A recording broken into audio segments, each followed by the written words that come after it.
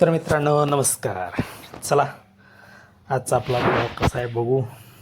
तर मित्रांनो आज शेतामध्ये गेलो होतो सगळेजणच, आणि आज शेतामध्ये लेबर नव्हते आणि त्यामुळं सगळं काम आम्हालाच करायला लागणार होतं. तर गोठ्याची जबाबदारी मात्र उदयने घेतली होती आणि त्यामुळं तो त्या तयारीला लागला. गोठा स्वच्छ करून घेतला, जनावरं सगळी बाहेर बांधली आणि छानपैकी त्यांना आणून खायला पण घातलं होतं त्यानंच. आणि अशा पद्धतीनं त्याचं काम चालू होतं. गाईला टाकायला थोडंसं घाबरत होता, पण काही नाही अडचण. चंद्रा आपली तशी प्रेमळ आहे. खाताना मात्र थोडं पुढं करत होती. त्यानंतर मात्र सगळ्यांना त्यांना छानपैकी खाऊ घातलं. तोपर्यंत बाकीची कामं आम्ही करून घेतली. इकडं शेळ्यांचं पण आवरायचं चालू होतं. शेळ्यांचा पण गोठा आम्ही स्वच्छ करून घेतला, त्यांना पण खायला टाकून घेतलं. तुम्ही व्हिडिओ ही काय सगळे मुक्तसंचारमध्ये आहे त्यामुळे काय अडचण नाही. जरा आज कुट्टी वगैरे काय केली नाही, लाईट नव्हती, त्यामुळे तसं त्यांना खायला घातलेलं होतं.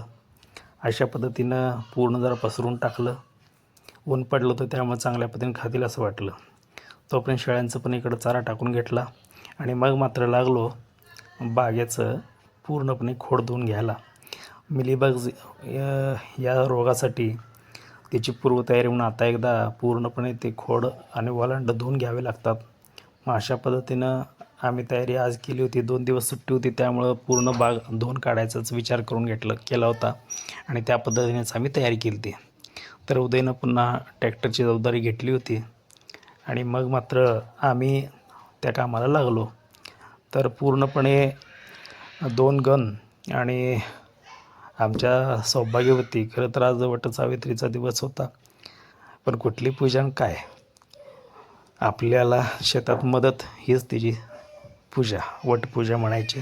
चला मग अशा पद्धतीनं आम्ही हे सगळे पूर्णपणे वलांड धुवून घेतले.